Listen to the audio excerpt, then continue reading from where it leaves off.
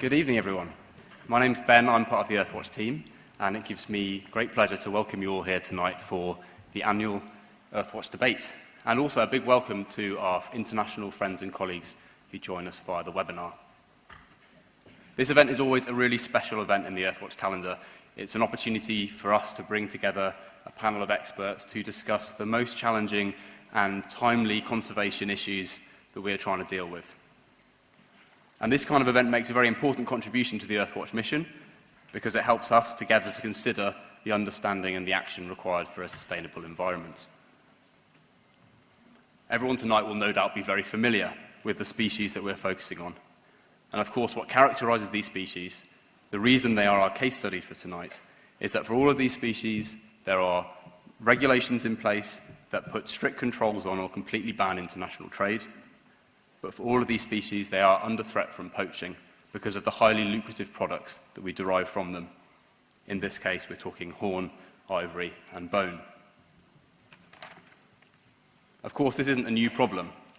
But this year, since the meeting of the Conference of Party Societies in March, there has been a flurry of publications and significant media interest that has focused on the issue of legalising trade in order to better conserve these threatened species. And of course, there are a number of governments worldwide who are petitioning to downgrade the conservation status of these animals to allow for the creation of a regulated market. Now, some of you may find the notion of illegal trade in these species morally bankrupt. You may consider it ineffective, whilst others may see it as a necessary tool for conservation, or indeed the only way to prevent the extinction of some of these species. But despite these conflicting views, we all come together with a desire to seek solutions that will ensure a sustainable future for these animals. And it's in that spirit that we enter into tonight's debate. And of course, Earthwatch doesn't have all the answers. In fact, as a non-campaigning charity, we don't have an organisational position on this debate, but our approach has always been to listen to the facts, which is why our mission is focused on the role of rigorous, objective science to inform management action. And this is why we've invited you here tonight, to hear the evidence from those who knows it best. And of course, there'll be no policy or management outcomes from tonight. The outcomes that we anticipate and that we dearly hope for is that for all of us, we will get the opportunity to hear both sides of the argument, to learn something new, to consider alternative perspectives, and to connect with people who share our concern for the future of these animals. Before we get started, I just wanted to say an enormous thank you to the Earthwatch team who have worked tirelessly to get us to this point. And also, it gives me great pleasure to introduce our wonderful chair, although really she needs no introduction. Martha Carney is a BBC broadcaster and journalist. She presents the international news and politics and current affairs programme, The World at One. She has also presented Woman's Hour, as well as the Today programme and PM on Radio 4. And Martha was the political editor of Newsnight. Martha, thank you so much for taking time out of your busy schedule to be with us tonight. We are bowled over to have a chair of such esteem to keep our speakers and perhaps our audience in check tonight. And so without further delay, I'll hand over to you to explain tonight's proceedings. Thanks, everyone. Thank you.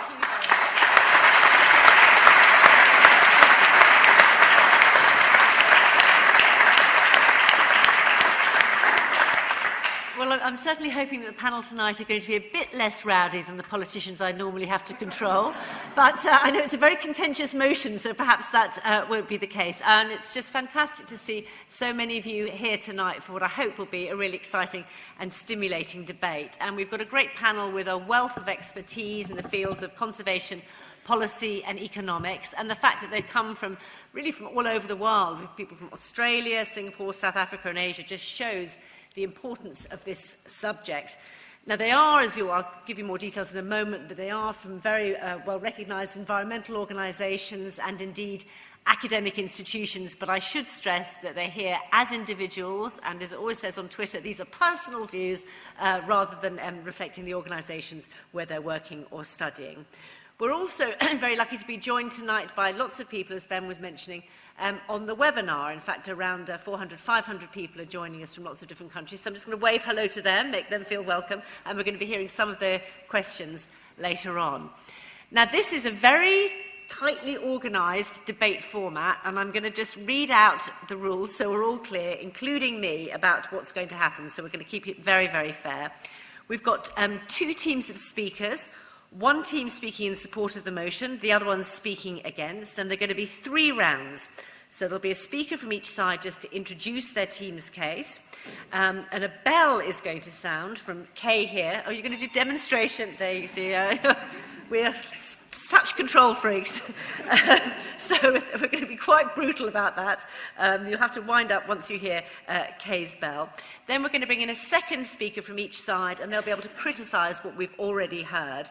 Now, during these sections, which those of you who've been to debates before, you'll know about this, the other team have the chance, they can request what's known as a point of information, and it's up to the speaker to decide whether to take it or not. It's a way of disputing a point of fact in one of the arguments. Then it's your turn. We're going to be bringing in questions from the audience and from the webinar.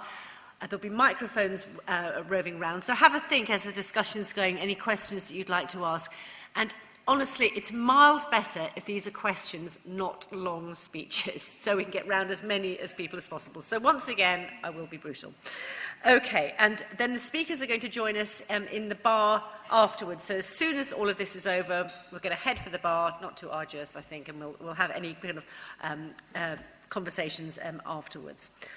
Following the Q&A, we're going to return to the speakers, third speakers on either side, and they'll be refuting the opposition's case for a third time, or at least attempting to, and summing up their final points. And then at the very end, we're going to ask you for a vote on, first of all, whether you've enjoyed the debate. I hope we're going to get a majority on that. And then on the substantive motion, what your positions are.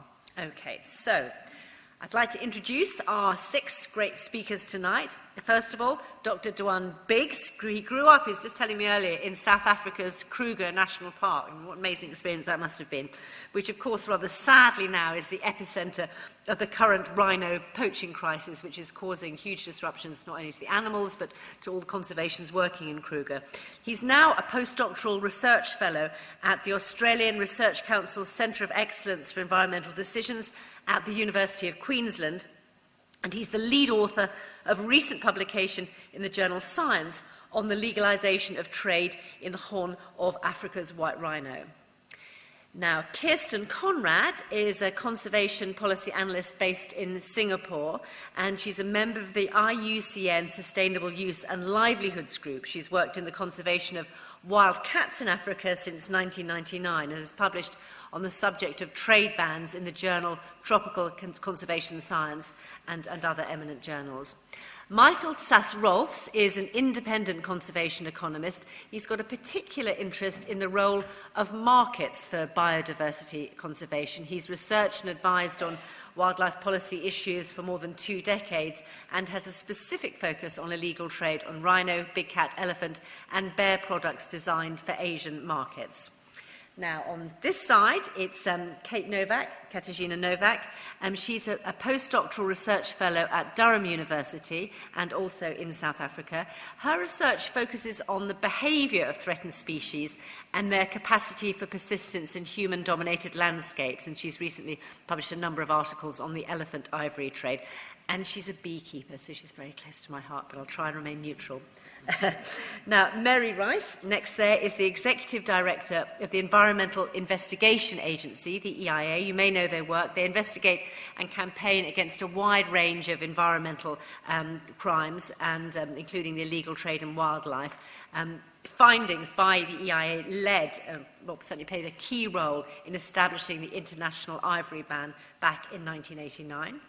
And finally, Dr. Glyn Davies is Executive Director of Global Programmes for WWF UK. He previously worked for the British government, for DFID, also worked in Kenya and Cameroon, and was seconded to work on the European Commission, where he influenced national forest, wildlife and conservation policies, and produced the EU policy on biodiversity in international development.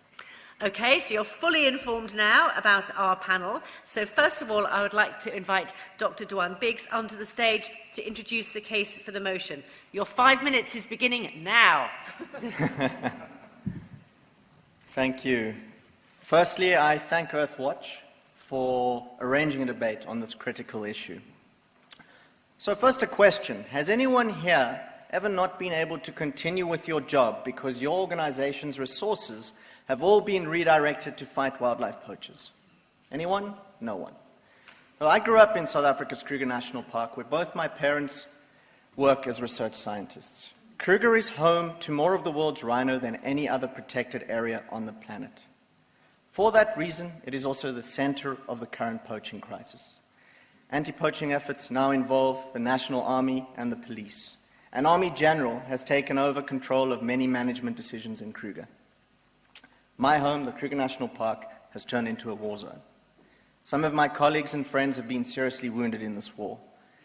Many conservation activities have been postponed or halted as resources are redirected to fight rhino poaching.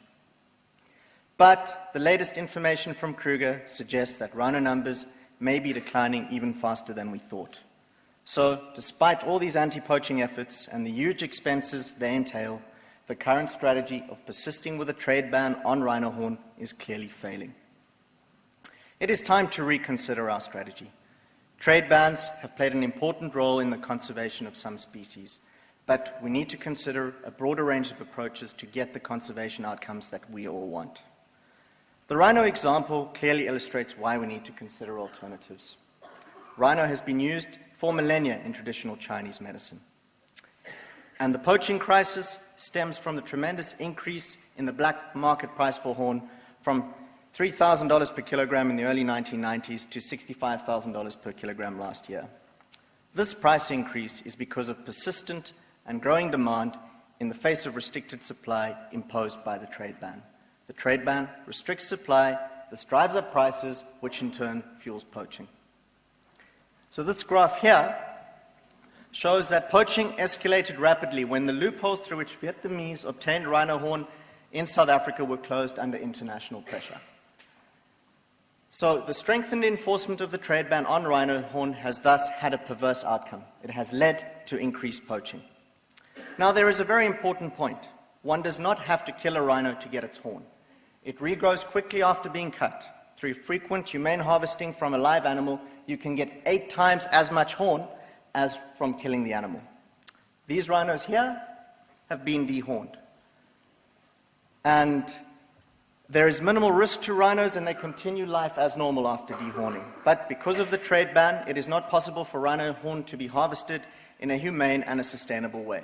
So we end up with the unnecessary killing of rhino and situations that look like this. Not only are rhino populations declining because of poaching, but they are being killed inhumanely. Animals are left to slowly bleed to death, sometimes with their calves still in the vicinity. In addition, poachers who live near Kruger and are hired by middlemen to poach rhinos are effectively at war with park rangers who come from the same communities. The cost of this human conflict is only a part of the story, though. The value of horn from rhinos poached in South Africa over the past 5 years approaches $500 million US. $500 million US. This is 3 times the total annual budget for all of South Africa's 19 national parks. Now, this $500 million US has gone to criminals, whereas under illegal trade, this money could go to conservation. Illegal trade also presents an opportunity for conservation agencies to work with local communities to play a part in the sustainable and humane production of horn. A carefully managed legal trade is an opportunity to create jobs in low-income communities and generate incentives to conserve rhino and their habitat. The legal trade in vicuña wool, a South American species that was once threatened with extinction, and the trade in crocodile skin show how legal trade can lead to both conservation and societal benefits. Illegal trade can empower people to conserve and manage their own resources in ways that benefit them. Through illegal trade, vicuña numbers have increased from around 10,000 in 1965 to well over 400,000 today, and communities where vicuña occur have benefited economically. Therefore, unlike the sales of ivory stockpiles, which were poorly designed and poorly executed, legal markets for wildlife products can be structured and managed in a way that, one, creates incentives for conservation, 2, strengthens the protection of species, and 3, generates socio-economic benefits. Through legal trade, we can move from a situation of aid-dependent species, where scarce conservation dollars are used to fight a losing war against poachers, to a situation where a species generates an income for conservation. Finally, we are not saying that legalizing trade is a silver bullet and it needs to be considered carefully for each and every species and context. But based on rigorous research and robust evidence, legal and regulated trade should be considered as one of the policy options for conservation. Thank you. Thank you very much.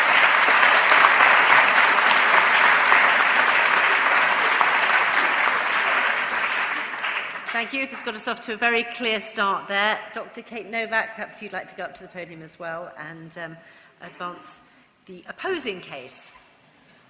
And like Duan, you'll have 5.5 minutes as well. Good evening, and thanks to Earthwatch and to a very large audience for showing up and being concerned.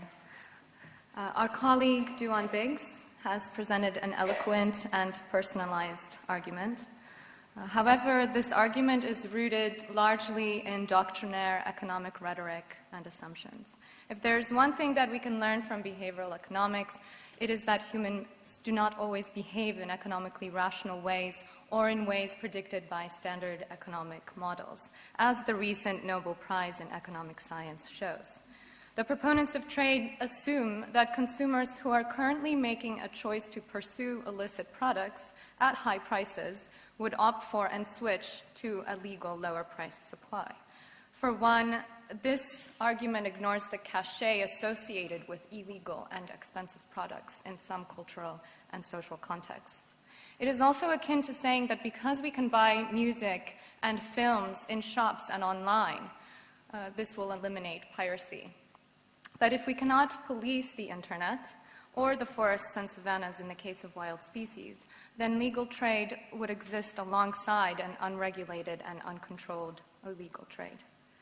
So creating a balance between supply and demand may work well for manufactured products with easily available raw materials, but when we are dealing with long-lived, large-bodied, slowly reproducing species whose populations are declining, the so-called manufacturing rate, that is the natural growth rate or reproductive rate of these species, cannot be sped up. So we enter a very different and dangerous scenario. In the case of rhino horn, if exports were legalized from South Africa to an open market, who would we be dealing with? Would we entrust the survival of wild species to smugglers and traders who have no stake in the conservation of these species and who may even be banking on extinction? If, on the other hand, we would make trade subject to prior approval of importing countries under the established CITES framework, as was done for the previous 2 one-off sales of elephant ivory since the 1989 trade ban, it's possible that no country would come forward to buy this rhino horn because all consuming countries have banned its usage. Vietnam, the main consumer of horn, has failed to police its current laws, and there's understandable caution towards China, which failed to police its ivory trade rules after the 2008 one-off sale, allowing legal and illegal ivory to mix. So if these countries did come forward, it's possible that they might not get approval. This also raises the issue of how would the chain of custody work to separate farmed legal from laundered wild products. Take rhino horn. It ceases to exist as horn because it gets ground up and consumed.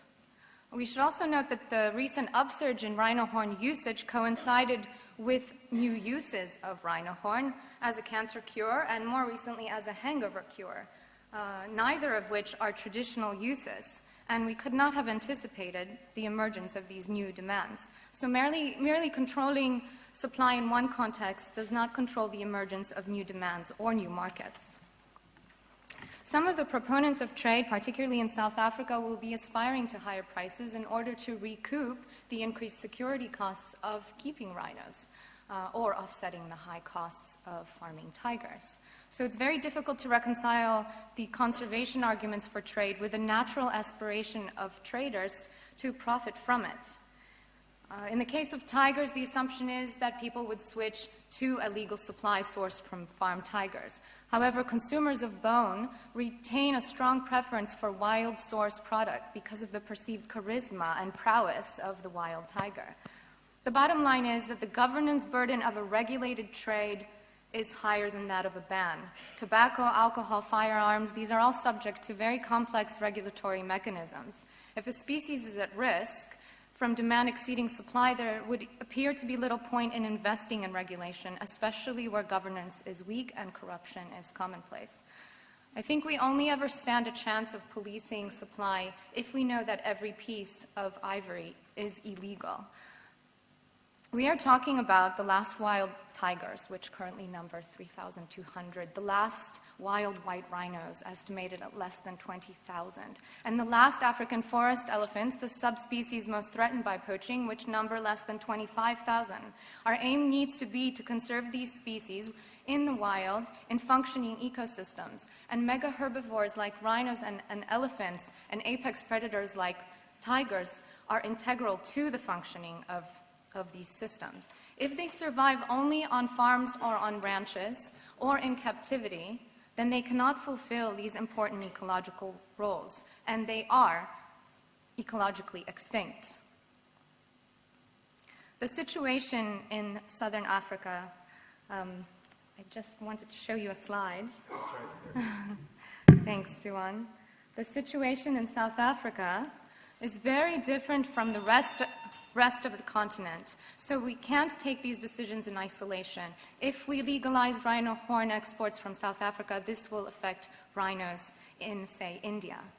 The ways forward include demand reduction, such as has been done in the case of tiger skins, which are essentially no longer used in traditional Tibetan chupas. We need strong and intelligence-led enforcement, bans in both international and domestic markets, and strong government commitment, as well as action by all. Thank you.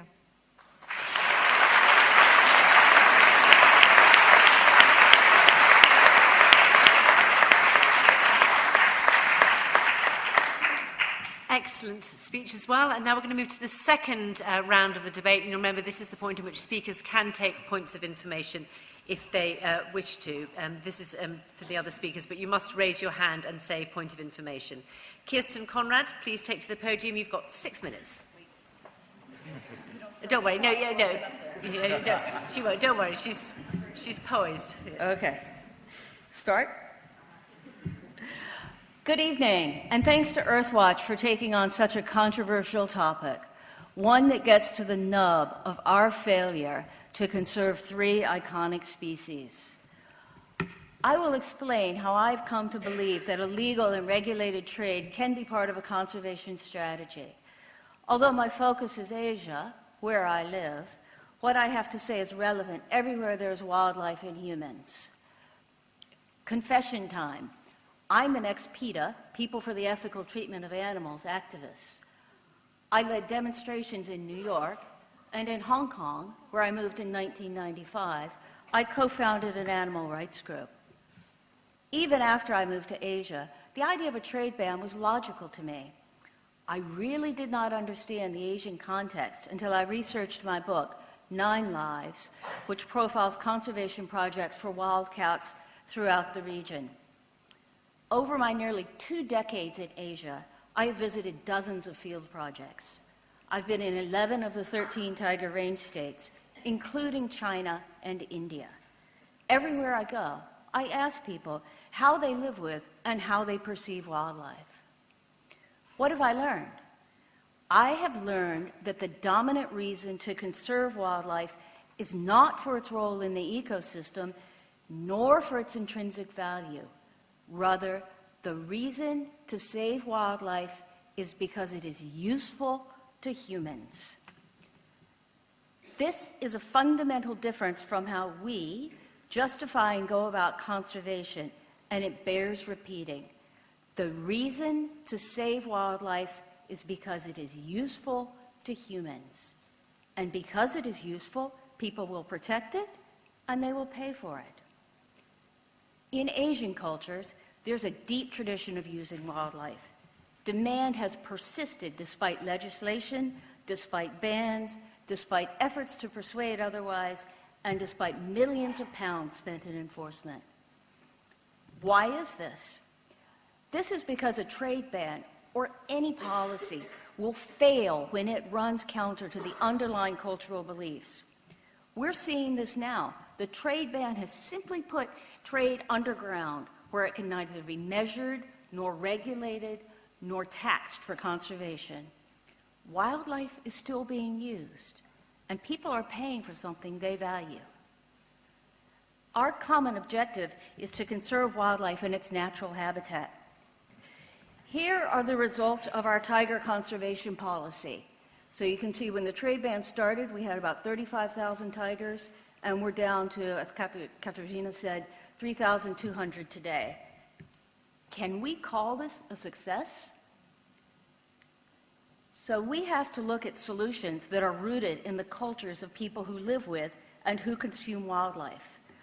They're the ones who are determining the fate of rhinos, tigers, and elephants, not us. We live in a world with different values and belief systems. These give rise to great cultural diversity, something we value immensely. Do we really want everyone to think, eat, dress, and talk like us? Put another way, it is unethical to pick and choose which elements of a culture we deem desirable and seek to eradicate others. That's cultural imperialism. This we know better attitude underlies demand reduction campaigns. If the trade ban hasn't been effective in reducing consumption, then people simply need to be educated. When they learn the error of their ways, they'll just say no. Surely rhino horn can't cure cancer or hangovers, but whether or not we think or can prove that it works or doesn't is irrelevant. And even if you accept that demand reduction is legitimate, can it work in time? At the current rate, an African elephant is being poached every 15 minutes. We lose a tiger every single day and a ranger every 3 days. We want to end illegal trade, not to end all trade. One solution is to meet demand from sustainable sources. For elephants, that means natural mortality and management. For rhinos, it means trimming the horn. For both, the solution provides rural people with livelihoods, consumers with what they want, builds in incentives for conservation, and avoids brutal killing. That brings me to my last point. Poaching is a horrible way to die. This Sumatran tiger tried to chew off his own, paw, but still did not escape. Let me conclude by saying that we are prolonging animal and human suffering, not to mention risking extinction by not considering all possible solutions. It is irresponsible to continue a policy which has clearly failed on a number of fronts, including conservation, including welfare, and including local livelihoods, without exploring and deploying all tactics, no matter how unpalatable they might be to our way of thinking. Thank you.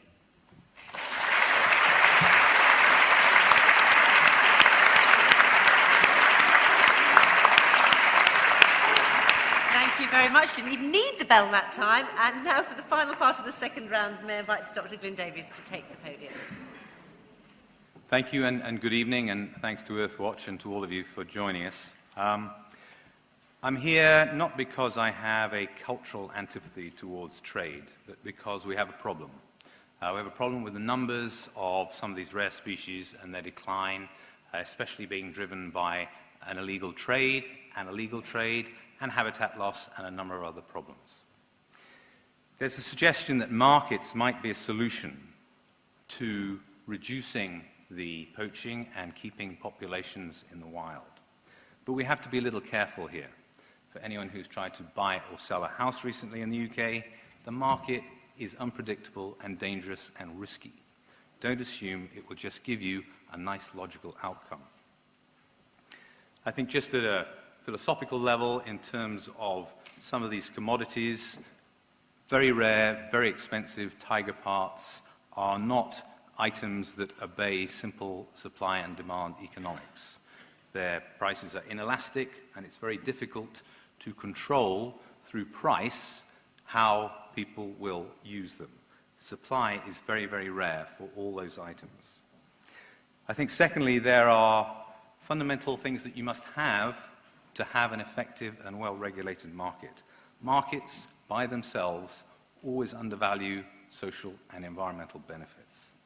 So, it's unwise to bank on a market mechanism if you have a high risk, such as a potential species extinction of a tiger, because you cannot correct for errors before the damage is done to the population in the wild. Secondly, you need to have very good information to manage a market. The recent banking crisis comes to mind, but I won't dwell on it. There are uncertain behaviors in all of this. The sudden change in behavior in Vietnam with reference to rhino horn having new properties which there were not attributed to before, including good for hangovers, great for status symbols and so forth. These offer an opportunity for surges in demand, as Dwayne indicated, but we are pretty clear that the supply is not sufficient just to have a cheap, all-available product which allows us to manage the situation. We're dealing with criminal syndicates, and we're dealing with black markets. We're dealing with people stockpiling these items in the hope of extinction so that they have an incredibly valuable commodity. So for all of these reasons, you cannot just expect the market to function. You need to have high regulation, and the transaction costs are very high to do that. To just quote the director of the Office of Endangered Species and Scientific Commission in China, with reference to the fact that there are legal trade, can I get the next one? In ivory. This ivory was purchased from southern Africa and is managed by the state. There are identity cards that go with each item of ivory to show that it is legal, carefully managed. But there is now, and you can see over on the left there, there are now lots of these identity cards. There is a black market in forged identity cards. So how can you be sure what is legal and what is not legal? The same issue applies for tiger skins, where the tiny identification cards are very hard to use, where traders say, you'll get a discount if you give me back the identity chip. The minister said, unfortunately, the authorities are unable to find the staff or the funds to supervise this. That's currently under a managed trade. All of these issues, then, these shortcomings and dangers that require strong regulation, mean that it's very difficult to have regulated trade. This, in turn, means that if you have a regulated trade, legal trade, you will have a screen for illegal activities such as those I've just described. It doesn't bring an outcome of careful management, careful pricing, and animal populations that can be managed well in the wild. It is much more important to focus on conservation in the wild, and Nepal, which is not a rich country and has had many political issues, is one example where in 2011 there was 0 poaching of rhinos, and last year only 1. Perhaps the most important evidence is from Tanzania. In 1989, at a time when ivory trading was allowed, the Tanzanian government came to the CITES Convention to ask for a ban on trading in ivory. Why? Because the country was unable to cope with all the regulations that I've just listed, and also the trade was leading to increased criminality, serious corruption, breakdown of national security, and internal insecurity. Whether we can get around these issues by farming is very unclear. There are 6,000 tigers in tiger farms in China. There's no evidence that they will have any contribution to conservation in the wild. They are of mixed genetic stock. It's unlikely you could reintroduce them into the wild. There's no evidence that any of the profits from the trade could support conservation in the wild. And, as Kate said, there's a preference for wild animals. Here's the cost of tiger skins. For a wild tiger, it's $25,000 or so. For a farmed tiger skin, it's 60,000 plus, which means it's still cheaper to get wild tigers. The farming does not reduce that pressure. I therefore say that to encourage a trade, legal trade would allow an illegal trade because many of the factors we need to have lined up for an effective trade are not in place. Thank you.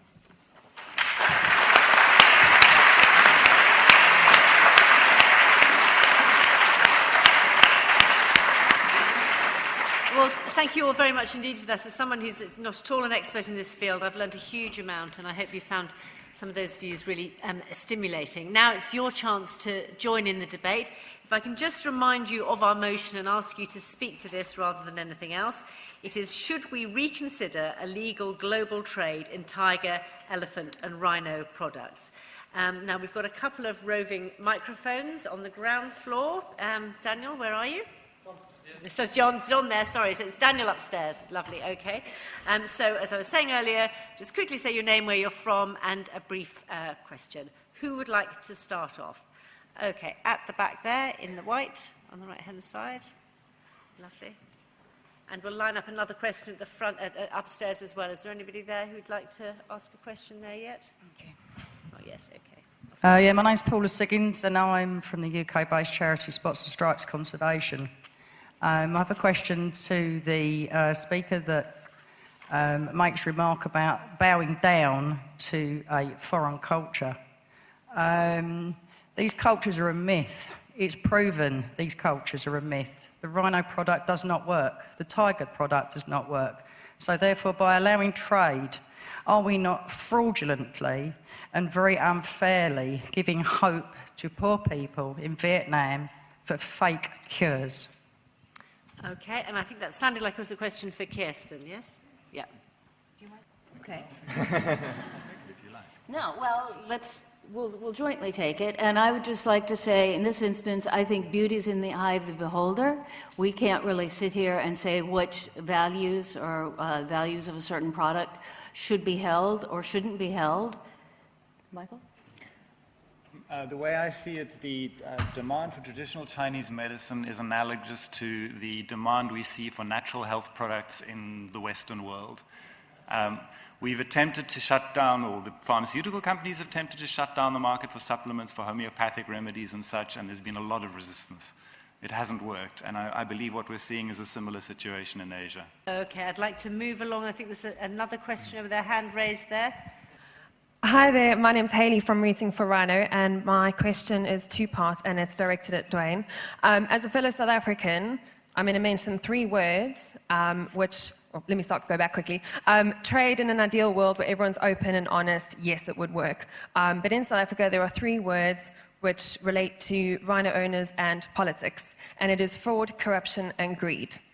How would you say we can get around, if the trade is implemented in CITES in 2016, how would we ensure that those three words don't come into play?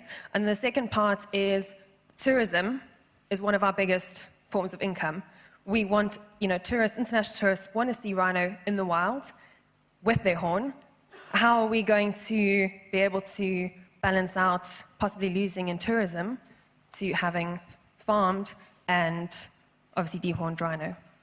Okay, so two questions there. I think I'll give it to the fellow South African, Duan. Thank you. To your first question, and I think it relates to what Kate and Glenn said as well, there are a lot of uncertainties in how a legal trade may manifest. That's why we need to research that, we need to understand it, and we need to manage it adaptively. But we're very certain, after 4 decades of evidence that the trade ban is failing, we need to think about something else. And related to that, fraud, corruption, and greed. Crocodile skin, vicuña, these products are being sold, these wildlife products are being sold from countries like Papua New Guinea, Peru, Bolivia, which have even lower governance scores and higher levels of corruption than South Africa. But because the producers of those products have a commercial interest in producing the product, they work together with CITES, with the enforcement agencies, as Mike described about the companies with a commercial interest to block out and to close down the illegal market. And in the case of crocodiles, that has been very successful. The trade has shifted from illegally sourced products to legally sourced products.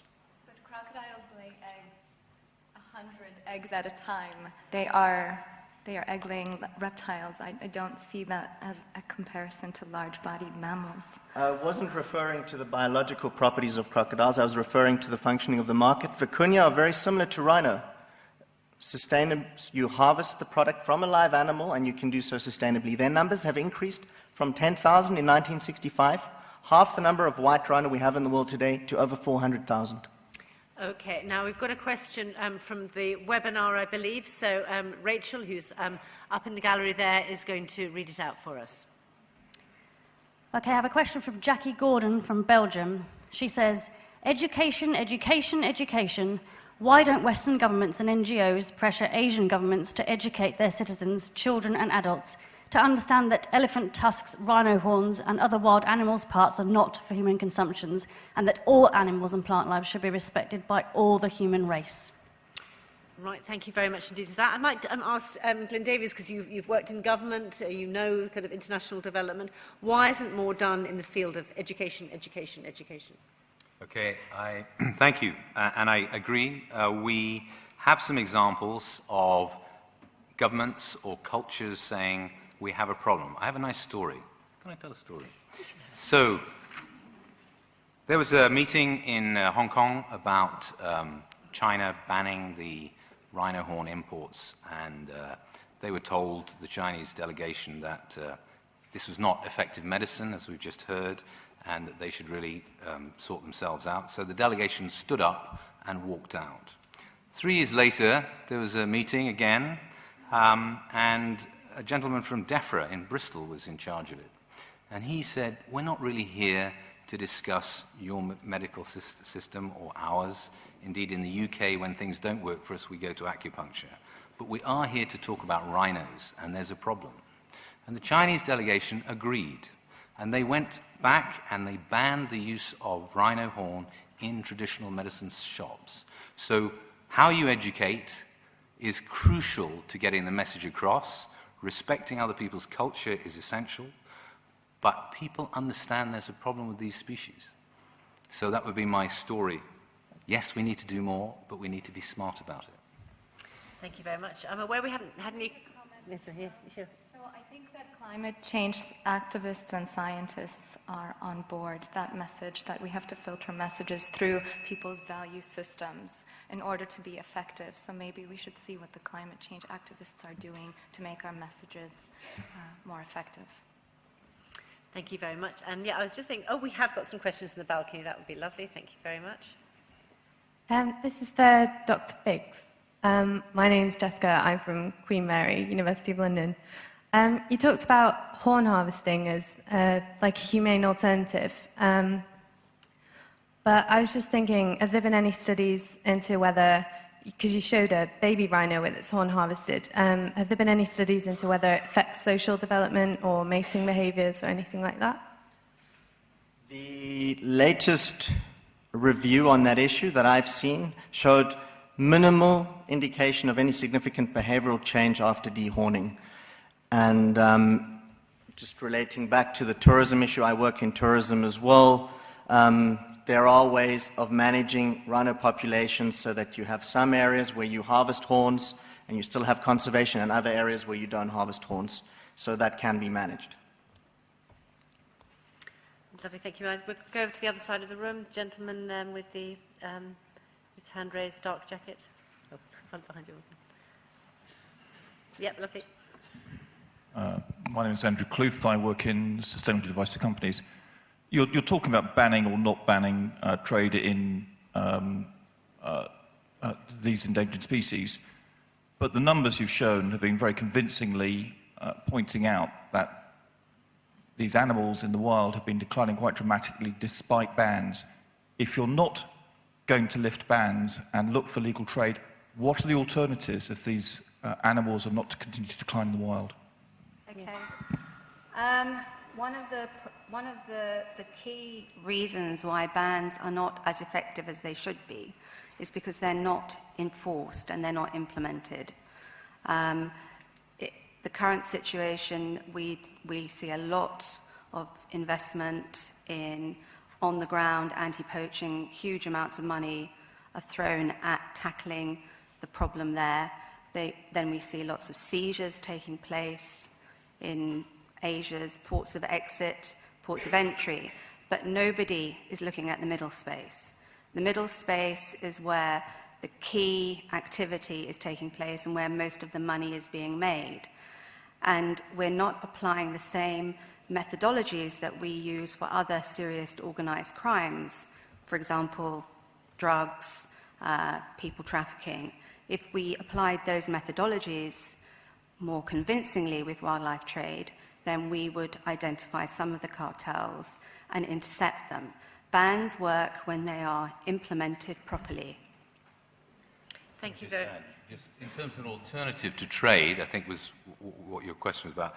I think we have some excellent examples of managing wildlife populations, these rare species, in protected areas in the Russian Far East, in Chitwan Park in Nepal, in KwaZulu-Natal, where I was last week, in the conservancies in Namibia. You have to get benefits going to local people. They have to be committed to that.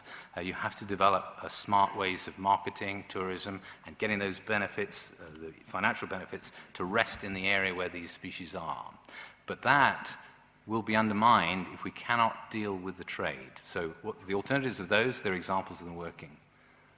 We have to remember that a ban in the international ivory trade led to recoveries in African elephant populations in much of the continent, and we would not have had those 2 one-off sales if African elephant populations would not have recovered. Okay, we've had 3 from the opposing side, so now we're going to let Michael come in and then we're going to go back to another question. Right. I do not share Mary's optimism of our ability to affect things in the middle, so to speak. The cartels that operate there generally have very high-level political connections. They're usually beyond the reach of the law. Look at these techniques were attempted in the war on drugs. They've failed miserably. That's where most of the money is made. That's where most of the connections are. They usually co-opt corrupt officials to work with them and keep them, and they usually remain beyond the reach of the law. Thank you very much. Ivory is not addictive. Okay, we're going to take another question. The gentleman in the red shirt there. Oh, he asked your question. Okay, fine. The gentleman further along, they're very good. Thank you. Will Travers from Born Free. Just quickly, Dr. Biggs's suggestion that the ban on rhino horn trade has been a failure over 40 years. I mean, 13 rhino were poached in 2007. I can't see how that can be described as a failure over 40 years. But my question is not to that side of the desk, it's to this side of the desk. Given the evidence of what happened when the ivory was legally sold in 2008, and given the uncertainties as already been recognized by members of the panel about markets and their associated risks, what evidence is there that legal sales of rhino horn will satisfy demand rather than stimulate demand? And what evidence is there that using a crude price control system, a CSO, a central selling organization mechanism, will prevent poachers from undercutting the legal price, and thereby we would be perpetuating and in fact stimulating poaching? So I'd like to start on that. Firstly, the trade ban on the rhino horn has failed because since the trade ban was installed in the 1970s, more than 4 times the number of rhino that are alive in the world today have been poached. In terms of how the legal market may work, a CSO, you mentioned a CSO, a central selling organization, that is only one of the options that is being considered. That is, there are a range of options, and in considering a legal trade, we're not saying this is what we have to do. We're saying let's think about it. Let's put it on the table. Let's evaluate it as one of the policy options. So as part of that, you have to debate, well, what sort of market structure should we have to lead to the types of outcomes that we want, and what are some of the alternative considerations that we need to think about, links to tourism and so forth. Would one of you like to respond to that? Well, what are those alternatives? What is an alternative to the central selling organization? Michael, you've thought a lot about that. I'll ask you to come in. Right. The central selling organization idea, which I do not support, is essentially what happened with the one-off legal ivory sales. It creates a cartel in the middle who make a lot of money, but the rationale for legal trade is to earn profits at the supply source, to get the highest selling price possible, but on the demand side, for it to be competitive and to get the lowest price possible. So an alternative to that is to undercut and bypass all the middlemen. And you could do that with a certification system. You could do it through CITES to get it direct from suppliers to the end user markets with a competitive pricing system that keeps the price low but keeps it certified. And in the case of rhino horn, which is consumed as a medicine, consumers have a strong incentive not to buy fakes. And if they're getting it from a certified supply source where they know they're getting the real deal, I would submit that they're more likely to go for that than to go onto the black market. Yes, but economic research shows that people get anchored to particular prices, and that affects our willingness to pay for a product in the future. So if we're in the habit of paying a high price for a bottle of wine, we'll probably continue to pay that high price later. And that high price actually has a placebo effect in itself. So how do you get around that? You're arguing for lower priced supply. So. Can I say something there? I think what you're addressing is an important issue. These are the uncertainties that exist in how these markets may manifest. These uncertainties exist because the market has been black for so long. If we start seriously considering and thinking about, well, illegal trade, is that an option? We can start doing that research openly. We can work together to do that research, to get an understanding of the market. You might start with cleverly structured, controlled ways of selling these products, in which you control for some of the risky scenarios that may emerge. And then you can manage that adaptively. We still have 20,000 white rhino. We still have a little bit of room to move with the white rhino. Okay. In 10 years' time, they may well be down to 5,000 or less. Then we're not going to have that room to move. Okay, I'm aware this could take us to the end of the session, and we've got a question coming in from the webinar. So Rachel, perhaps you'd like to read it out for us. Yes, this next question is from Trevor Barrett, who used to live in South Africa and now lives in the UK. He wants to ask any of the pro team, would they buy and use rhino horn as a medicine for themselves or their family? And if so, why? Michael, would you ever use, would any of you ever use, I've got a sense that might have been a bit of a rhetorical question. But anyway, I think we can all say that none of us are likely to do that. Okay, have we got a question in the balcony? Yes, the lady at the front. Thank you very much. Hi, I'm Tanya McCracio. I'm representing the International Fund for Animal Welfare. I thought it was really interesting and unexpected to hear somebody from the pro-trade panel talking about the ivory stockpile sales and highlighting it as an example of something that was poorly thought out and poorly managed. Duan, could you expand on that point that you were making? Right, I'll start expanding and then I'll pass on to Michael, who's also worked on that issue a lot. Essentially, because they were so infrequent and they were unpredictable in terms of the way that they were implemented, they did not, in any sense, present a legal functioning market. So if you're a supplier, you want to buy ivory, you say, well, I really don't know if I'm going to be able to get my ivory again from the source. I'm going to stick to my black market source. In addition to which, they were poorly designed because they enabled certain governments within that process to form a cartel and to essentially get a very high price in the consuming countries for the product, and a very low price was paid to the supplying countries. Michael, you want to add to that? No, I think he said it all. Yes, please, Mary. So the issue whereby it doesn't work because there is no guaranteed supply, I think is a flawed argument, particularly in the case of the last one-off sale. So China bought 60 tons. That's quite a lot. And they knew they had 60 tons, and that was the finite resource available to them. And it's up to them to manage that resource and make it last or use it how they will, on the understanding that it's a finite supply. Their response to this has been to articulate that they actually need 200 tons a year. So if there were 200 tons a year available to them, what happens then when that 200 tons is no longer enough? You have to cut your suit according to your cloth, and you have to know that this is the amount that's available in the market and deal with that. Thank you very much indeed. Right, who is... well, yeah, the lady in red. The lady in red. Don't worry, I'm not going to sing. There you go. Hello, my name's Helen Veazey. I've got a Master's in International Wildlife Trade. My question is regarding rhino horn. We've talked a lot about markets, but what I'm actually interested in is how do you go about harvesting a horn from a rhino? Because I'm guessing it's taking a general anaesthetic. I'm wondering how often it regrows in a lifetime, how often you have to anaesthetise that animal. And in that case, is it not going to end up becoming more profitable to start farming them rather than taking them from a wild source? And if that's the case, are we not going to lose them in the wild anyway and end up with tiger farms, for example, like we have in China? Do you see where the potential problem is there? And I'm interested to know the kind of details of that. Absolutely, I can speak to that. Rhino farming is already happening. It's happening in South Africa, it's happening to a small extent in East Asia as well.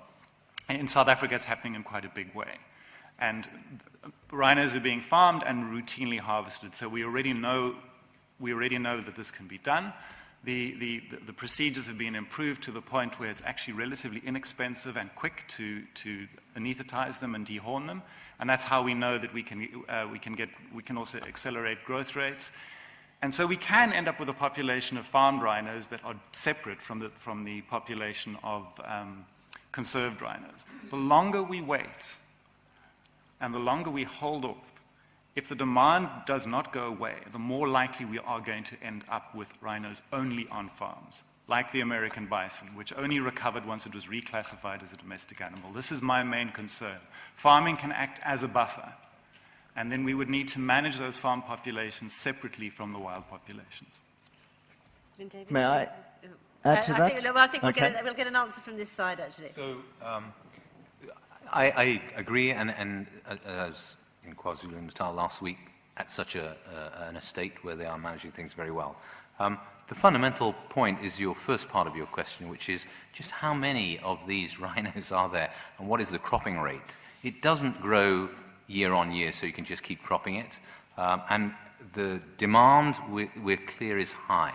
So the issue, and I accept that there's a possibility, but we cannot engage in a legal trade on the basis of hoping that we can supply enough.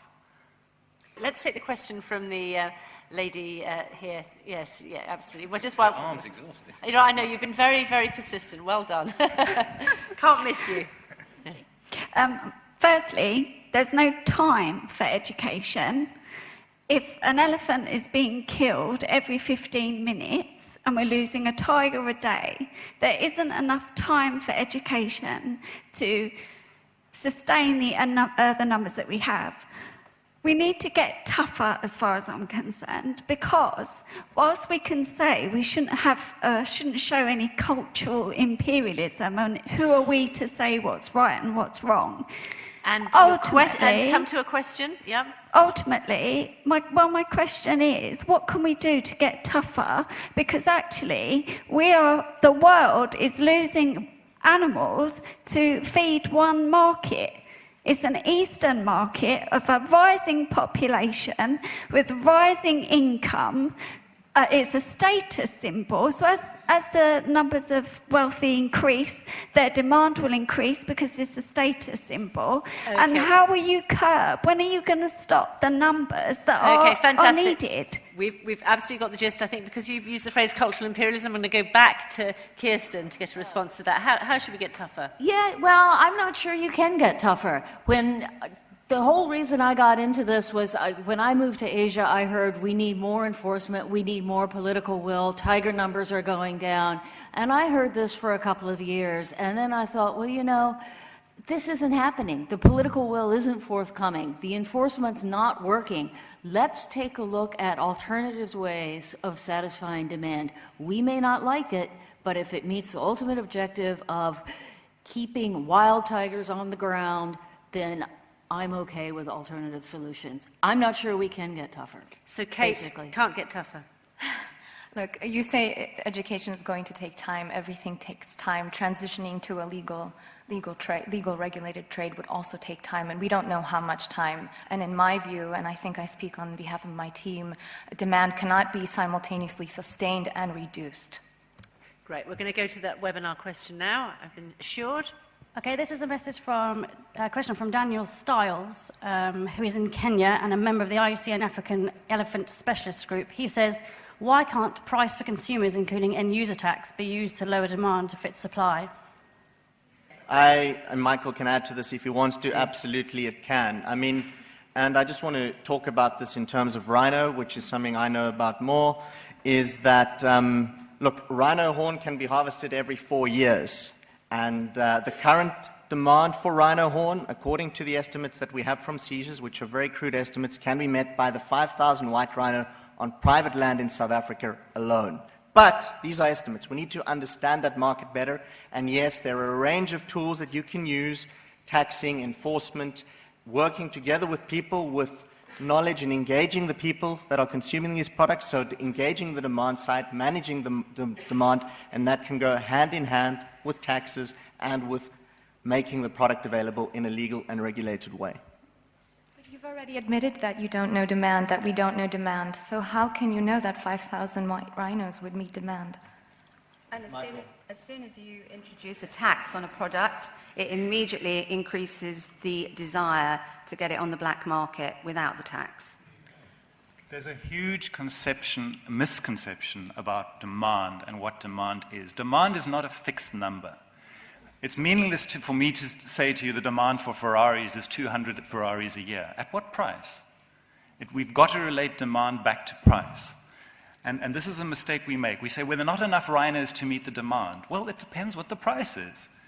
It all depends. The market will clear out the price. If the price for rhino horn goes up, the sellers of rhino horn will make a lot more money, which they can reinvest into protecting their stocks and breeding their stocks up. So it's a misconception to say there's not enough supply to meet the demand. It's not quite that simple. You've got to look at the market mechanism and the feedback systems. I agree with that, and therefore it is not a simple supply and demand in the way you've just described. It's inelastic, and I don't think it's just going to follow those simple rules. Okay, so we leave it as a disagreement. Right. We haven't had a question from the balcony for a while. Is there anybody up there who'd like to give a go? Yeah, thank you very much. I'm Sarah, I'm a student. In northwestern Namibia, the sale of game hunting permits within integrated community-based resource management has led to an increase of the elephant population by 500 over 10 years. Does this not show that legalisation, when put in alongside integrated community-based resource management projects, can lead to conservation? And who did you want that question to go to? To the team against legalisation. Just give it against the motion. Okay. Okay. So yes. Do you want to do I think I understood that. Yeah. So the team very much support. I'm trying to unravel the pieces, but the team very much supports that. We want effective conservation on the ground. It has to be embedded in making benefits from keeping wild animals on land shared with the local communities, which I think was the last part of your point. The problem we have is that allowing a legal trade adds to the likelihood of illegal activity, and that is an additional threat against those animals. Thank you very much. Gentleman there.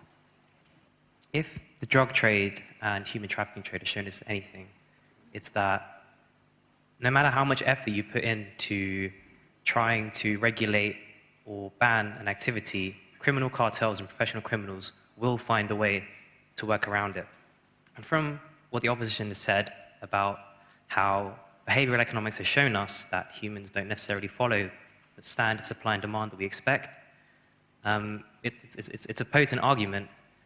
However, the fact that certain areas have increased population as a result of ban and certain areas have decreased population as a result of ban poaching, doesn't this show that this needs a more regional approach to how we decide whether we legalize or illegalize certain activities, and therefore more pilot studies and smaller smaller areas of research need to be carried out to sort of decide whether it's right to, say, legalize in South Africa or further afield. Correct. Okay, Mary, what do you think about the idea of having more a regional approach, more pilot schemes? I think it just goes back to the fundamental problem of having a legal trade anywhere that provides a mechanism through which illegal product can be laundered. Yes, South Africa, the South African bloc, have healthy elephant populations, but the majority of elephants that are now being targeted for the illegal market are not in Southern Africa. They're East Africa. Tanzania is losing its elephants at an alarming rate. Central and West African countries are losing their elephants. You can't actually look at this issue in isolation, because whatever you decide, for example, with rhinos in Africa, is going to impact on rhinos in the wild in Asia, because they're not isolated. Okay, Kirsten? I would just like to say that what we are advocating is not jumping into trade, but exactly the same kind of research, scientific-based, peer-reviewed academic research that will provide us the facts with which to move forward from the situation that we're now in, which is clearly a no situation, and I think my colleagues on the other side would agree what we're doing isn't working. Okay, if we'd like to take the question here. Thank you. Just to follow up on that, I'm really interested by that point. And going to the title of the debate, which is it time to reconsider a legal trade, I think. Yes, I think it is. Yeah. I'm interested in relation to elephants. Everybody agrees that the situation is urgent, I think, across the panel. And therefore, time is quite important in this matter. And it also seems to me, from what the panel has said today, that the picture is confused between whether things are legal or illegal. Some kinds of trade are lawful and some kinds are unlawful. So can I turn it on its head and actually, back to Kirsten Conrad, to you, is it actually time to consider stopping the trade properly in ivory?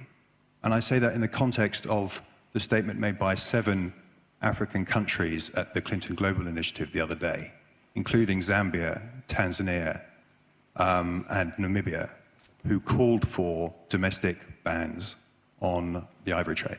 Okay, thank you very much, Kirsten. Thank you. I probably shouldn't say this, but I look upon legal trade as maybe the lesser of two evils. And it's clear to me that the ivory trade never stopped. It simply went underground. So I'm not sure that we can just simply stop the ivory trade. And I don't think it's just a question of China. I think you also have enough issues on the supply side that would reinforce the complexity of effectively enforcing a trade ban. Thank you very much. Lady in the scarf there. I'm just interested to know from an educational point of view, which the lady down there referred to earlier, with regards to Asian children, and rather than looking at it from a legal aspect, what is being done by Earthwatch in Asia, where obviously outside you had a number of different brochures where European, American children are going to a number of these different expeditions. But what is being done for Asian children to go to Africa and organise trips for them to see the animals in the wildlife, and for them to be the younger generation who is seeing that what's wrong is something that they have more power than perhaps an older generation who are more set in their ways, have got more opportunities to do something about? I think that is a really interesting question, but none of us are here really representing Earthwatch, but there are loads of people from Earthwatch here, and I'm sure they'll find you afterwards and give you a good answer to your question. I hope that's okay, but we wouldn't really know the answer to that. Okay, what about the lady further on there with the glasses? Thank you. Hi, I was just wondering, I have been listening, it might just have gone over my head, but you seem to give quite sort of vague answers to what you're really going to do as another option apart from the legalisation of the trade. You just seem to sort of talk about education, but I don't really see why you couldn't just give it a go, like a pilot scheme, and just see if it could work, because... It wouldn't hurt because there have been so many problems. Like, what else could you do? Okay, So- well, there you go. Kate, perhaps you'd like to answer that. Why not? You lot have all been far too vague, and you need to... Sorry. Okay, so we mentioned more than just education. And going back to what the gentleman in the second row here said, why not just ban trade outright? So currently there isn't an outright ban. So one way forward would be to get rid of these parallel markets and ban trade in both domestic and international realms. Okay, that's one way forward. Diplomacy is another way forward. I don't speak on behalf of my team when I say trade embargoes. Again, government commitment and better enforcement. Okay, so this is all in addition to reducing demand or education, another way put. Michael. 2 quick comments in response. Firstly, we have an outright ban on rhino horn, and we have had one for some time. It's not working.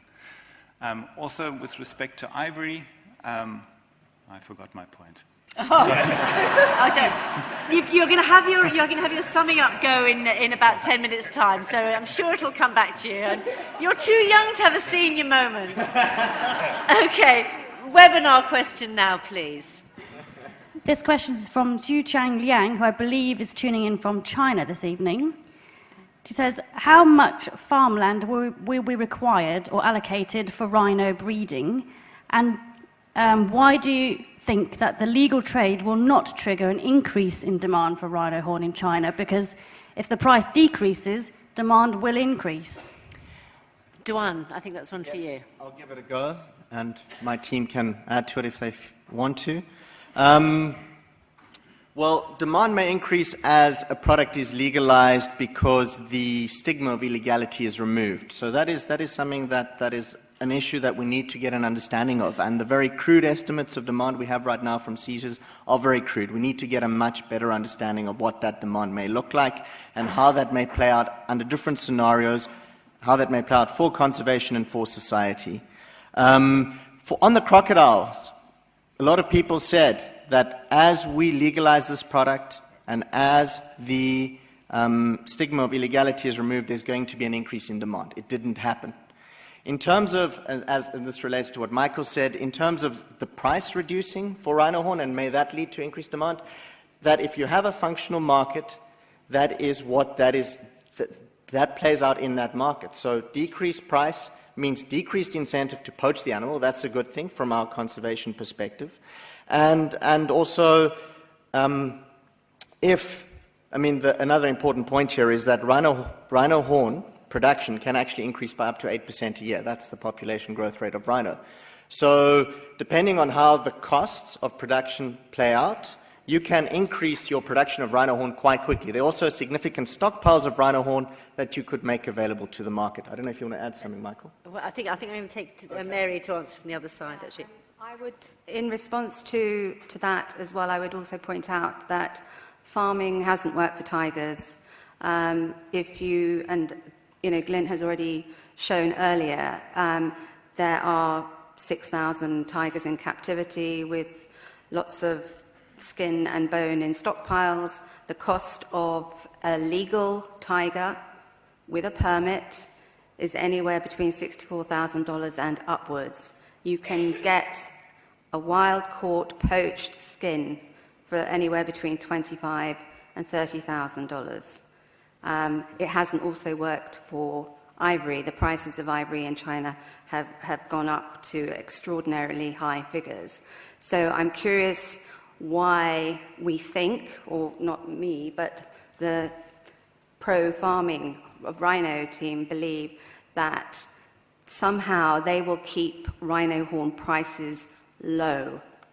Okay, we've only got 5 minutes left, so I do want to try and get through a lot more questions. Anyone, I was going to say in the cheap seats, but I don't think anybody's paid, have you? Yes, thank you very much.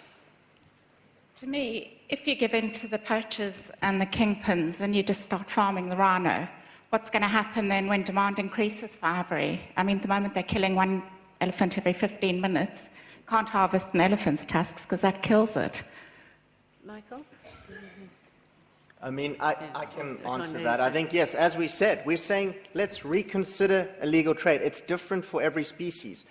For rhino, the evidence suggests that we've reviewed is very strong that illegal trade may well work if we think carefully about how we structure it and we work together with the people sitting there in understanding demand and how to manage it. For elephant, it may be much harder. We need to do that research, we need to understand it, but we need to be open-minded and consider it as one of the options we have available. Great. Okay, gentleman in the tartan shirt, I think. Red anyway. Plaid, maybe. Hi, a question for Duan.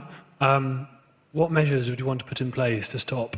What measures would you want to put in place to stop illegal rhino horn entering the legal trade? Illegal rhino horn entering the legal trade. We reviewed that in our paper.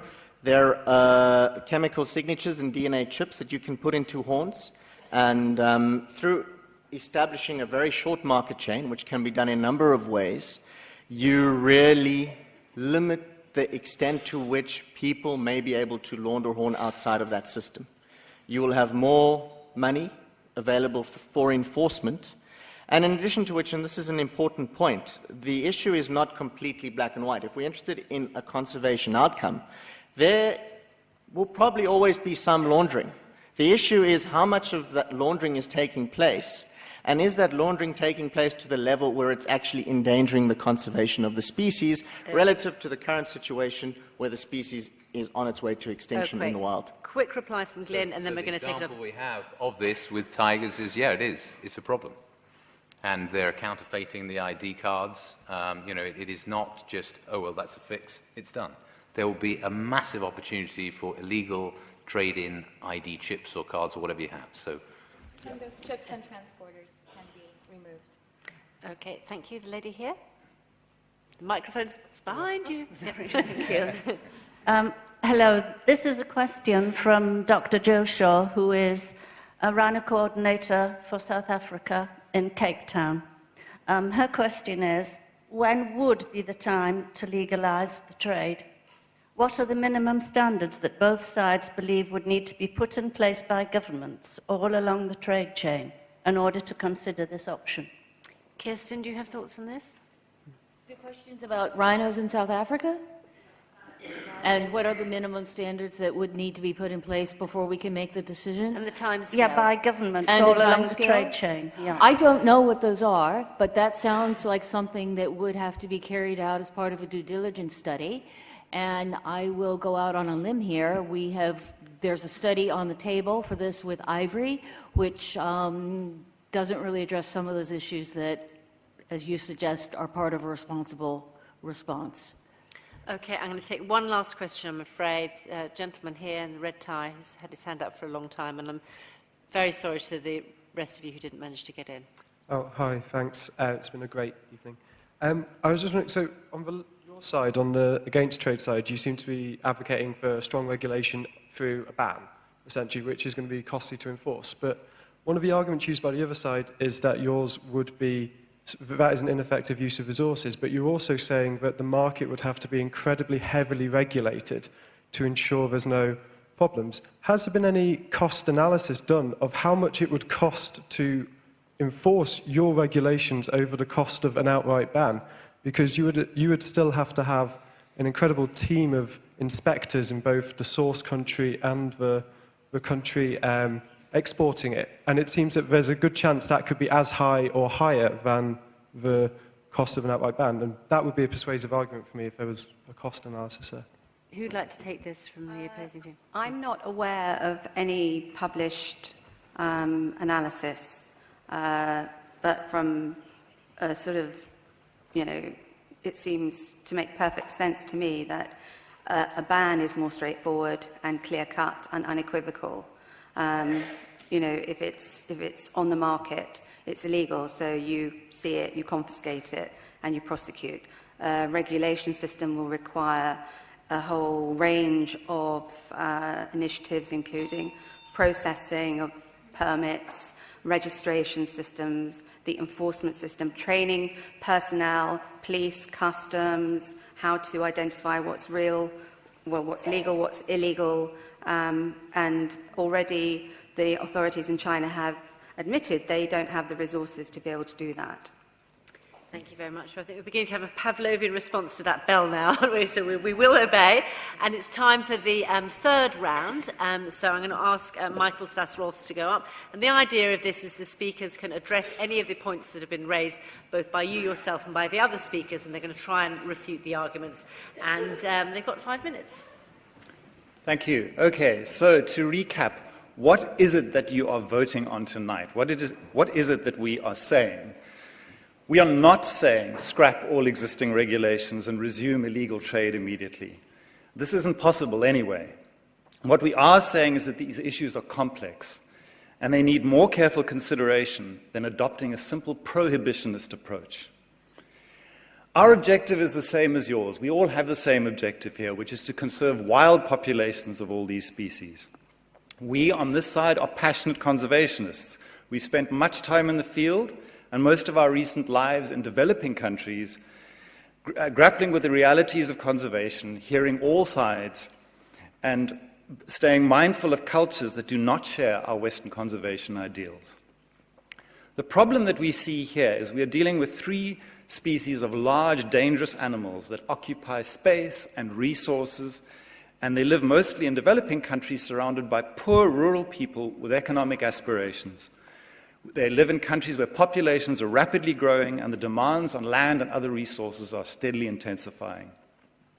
We believe that the solution is to take into account the incentives of the people who live alongside these animals and have to live with them day to day, and they are the people who actually control these animals' destiny. We need to incentivize these people by vesting them with rights and responsibilities. Trade bans do not do this. Trade bans assume national or international ownership of resources and attempt to manage and control them from afar. They take control and incentives away from local people, with little regard for their wants, needs, and cultures. Trade bans are antiquated. They are going out of fashion as a policy measure. They are top-down, a command and control approach, reinforced by the threat of incarceration and violence. They're a confrontational approach to the problem. Although trade bans may succeed in the short term, and we've seen this with elephants and rhinos at certain times by disrupting markets, if they are not aligned with full public support, in the long run they will be undermined by market forces and corruption, and this is what we see. We can also look to the examples of other trade ban failures like the failed prohibition on alcohol and the disastrous war on drugs. Just 2 weeks ago, there was yet another report on how the war on drugs has manifestly failed. We have much to learn from these other failed prohibitions. Rhino horn is now more or less the same price as cocaine. The rhino horn trade is a hugely lucrative trade. When demand persists, trade bans cause prices to skyrocket on underground markets. They attract more sophisticated criminals from the ranks of organized crime.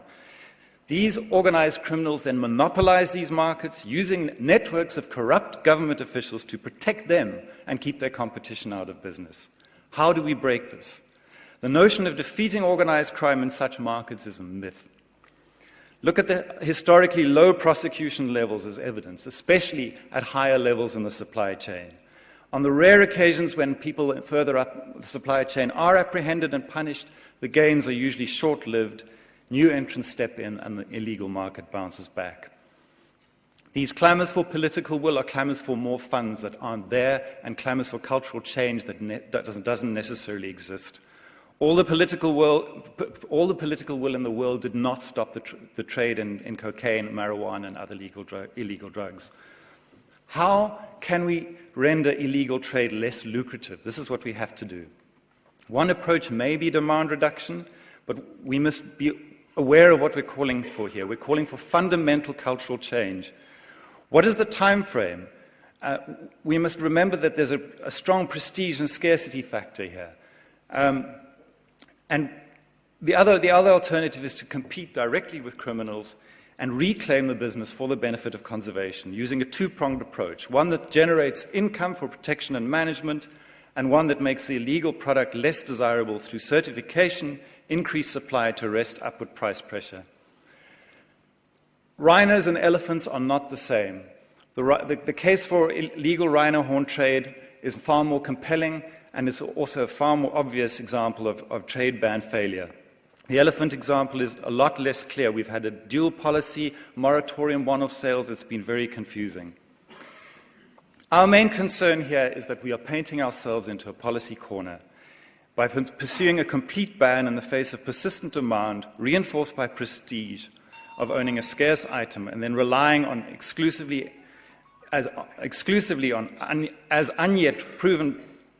on yet unproven behavioral change strategies as reinforcement. Thank you. Thank you very much indeed, Michael. And now we're going to hear Mary Rice, who's going to sum up for the opposing side. I'm going to do my best after all those impassioned interventions. So, in summing up, I'd like to focus on a couple of key points, and obviously to state from my perspective that trade is not the solution for the long-term survival of elephants, rhinos and tigers in the wild. So where are we now? Well, ivory ban. Let's face it, we don't have a ban. The world's biggest ivory consumer has an open legal retail market authorised by the international community.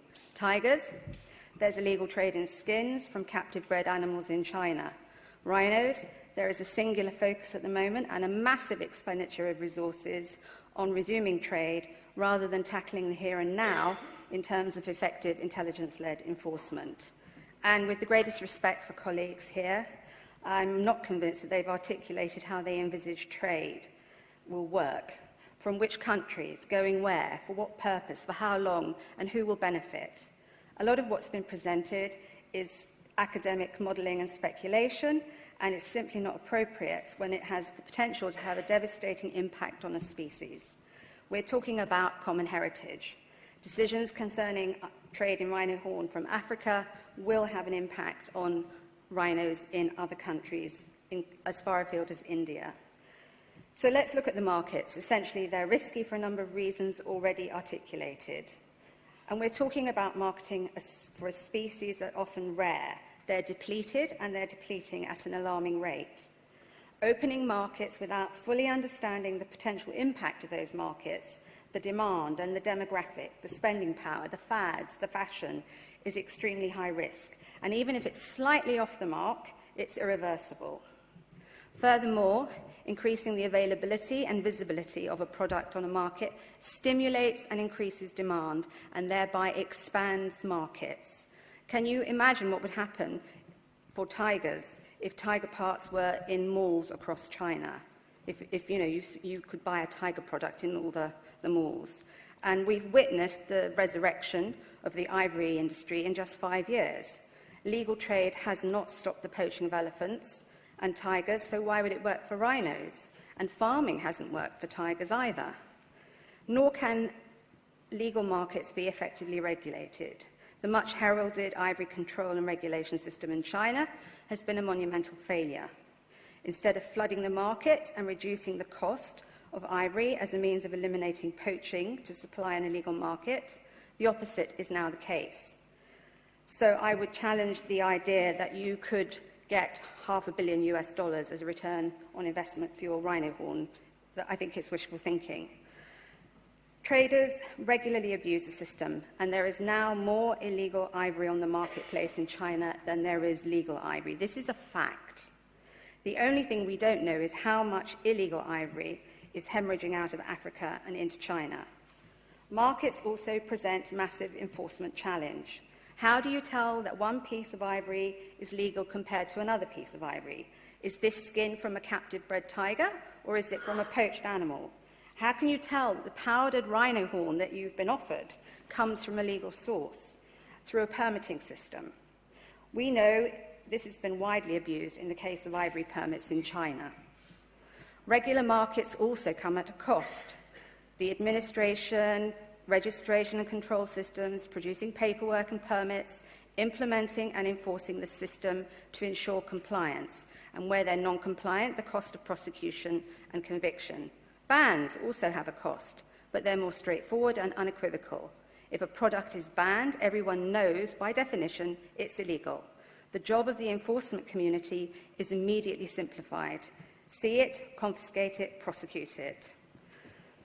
And enforcement is not just about anti-poaching, it's about, as I said earlier, using intelligence-led enforcement in the middle. I think as well it's worth remembering that only 40 years ago, there was a thriving legal trade in ivory, and it was out of control. It was so out of control that elephants found themselves staring into the abyss of extinction. Efforts at regulating the trade failed, and because they failed, the ban was implemented. Bans work, look at India and Nepal. But if I can't persuade you, then I urge you to pay attention to the words of the Minister of Environment for Wildlife and Tourism for Botswana, who, in a recent television interview earlier this year, said, and I quote, if I can find the slide, "For countries that battle with revenue, this ivory stockpile must be the biggest temptation to want to sell this. We're opposed to this now. Botswana's position is that the moment you allow the ivory stockpile to be sold, you create all sorts of other problems that come behind it. With this asset, you just keep it, and the best thing is that if you take it off the world market, take it right off, so there's no demand, you just don't make it available. We have to kill the supply to starve the culture for ivory in China." So, do we agree with the proposition? I say resoundingly no. Thank you very much indeed.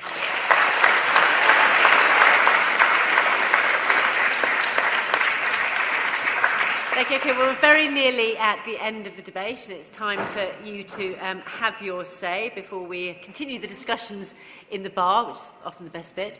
I've got a couple of warm-up questions, actually. So first of all, I'd just like to ask you if you found this evening's debate interesting, stimulating, informative. I'm not leading this in any way. Please raise your hands. Oh, that's great relief. Well done, everybody. Excellent. Now, second question I've got for you, which is, has anybody in the course of this evening changed their mind on the issue? Raise your hands if you've changed your mind. Oh, that's quite interesting. Quite a few people. That's it. That's very interesting. Okay, now the main business of the night. I'll just remind you of the wording of the motion. Is it time to reconsider a legal global trade in tiger, elephant and rhino products? So if you support the motion, if you think we should reconsider a legal global trade, please raise your hands now. You can both want to add to them. Okay, I hope people from Earthwatch are looking, so we can have a look at that. Okay, very good. And if you are against the motion and you think that we should not reconsider a legal global trade in tiger, elephant and rhino products, raise your hands for those against the motion. Well, I think it's honestly closer than I thought, but I think against the motion has won. Does anybody disagree with me there? What about undecided? Oh, I'm so sorry. Yes, okay. And final question, is anybody undecided? Raise your hands now. No, there are a few, not very many. Fantastic. Well, I think I'm sure you'll agree that, well, you did agree, you all raised your hands, and this isn't officially a fundraising event, but I'm sure Earthwatch would not turn your pennies away if you wanted to show your appreciation by ways of a financial contribution. And I'm sure you'll agree with me that we've heard some fantastic arguments on either side, but particularly what I've come away with is amongst absolutely everybody seated here, they all share an enormous passion for these wonderful endangered species. So thank you very much. And I'd like to now bring up to the floor Nigel Windsor, who's Earthwatch's Executive Vice President. He's going to wrap up for us.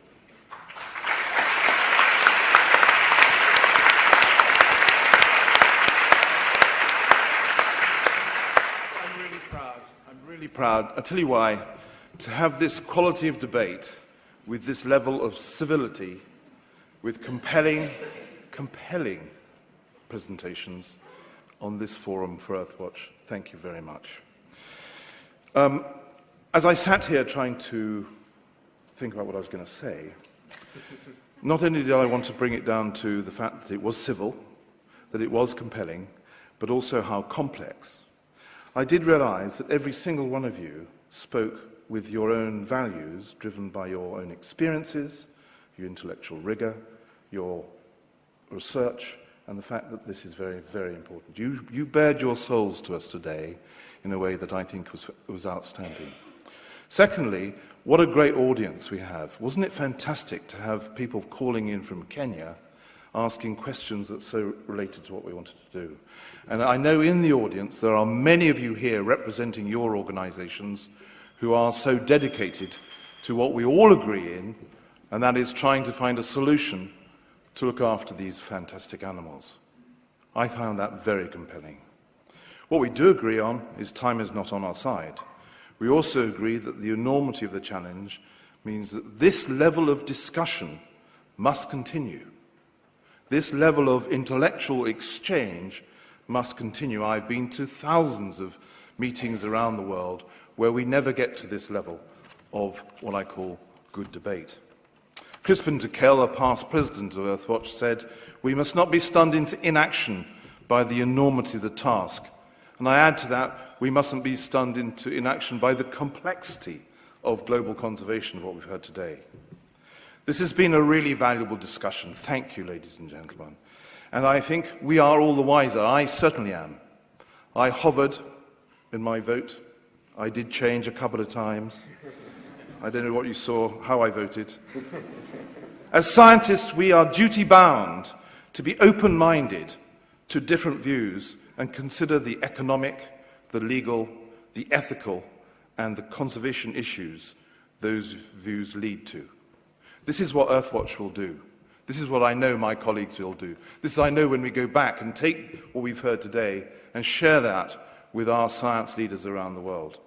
On behalf of Louise Barrett, the chair of Earthwatch, and my very hard-working Earthwatch team are here today, and the wider Earthwatch community, I acknowledge a debt of gratitude to those involved in tonight's landmark event.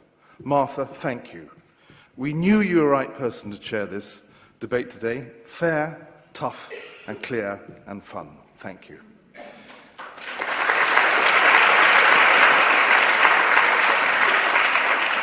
The 6 speakers, Duan, Kirsten, Michael, Glyn, Kate, and Mary, we know how hard you worked for today. You really have earned your drink in the bar. Thank you. I'd like to thank the webinetters, as that is the collective term for people who are listening on the web. Thank you for joining in, and thank you for sending those great questions. This is new territory for Earthwatch, but to feel that we had 400 or 500 people around the world listening and watching, indeed watching now, outstanding. Thank you. A big thank you to the events team. As you know, events like this just happen overnight. It would have happened without the magician on my right, Rosie, and her team, but particular thanks. I wasn't going to single out people. I would like to single out Ben, who launched us so well, and Jenny, the two who put together the science of what we were talking about today. Thank you. And also Kay, great to have you keeping us on track. But the whole team, a big thank you. Finally, a thank you to our great sponsors. This is our 20th year, the Mitsubishi Corporation Fund for Europe and Africa, for sponsoring us tonight. We are so pleased to have you as our partners, and Julie, as you as the chair of the fund, it's really special you're with us tonight, Julie Rogers. Because of Mitsubishi, these evenings are free. Therefore, thank you, Martha. If you'd like to contribute, there's a new website. There is a little thing that says donate. Don't be shy. Magic happens. There's a new guide just come out, literally. I meant to have it with me. I want to say a special thank you to the DNA of Earthwatch, those volunteers who go on our projects. How many people here have been on an Earthwatch project, please? Thank you. You are very special. You are very special. Out of the 50 projects we have every year, you, the hard-working field researchers, your diligence and commitment ensure the sustainability mission by hands-on work in the field. It is priceless, and I want to say thank you to you. I'd also like to embarrass 2 people. I'd like to embarrass Elaine Massey and Richard Lawson, who, a combined total, have been on 60 Earthwatch projects.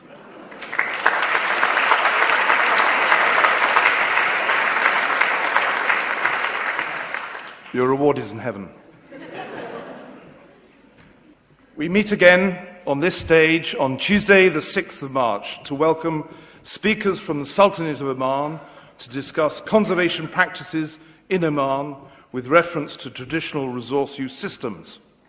We will also have an update from our scientists on what fauna has been seen in their 70 or so camera traps in the high mountain ranges of Oman. You are all welcome. To end, our common goal is a well-fed world, habitats intact, and a place for elephants, rhinos and tigers playing their role in African and Asian landscapes.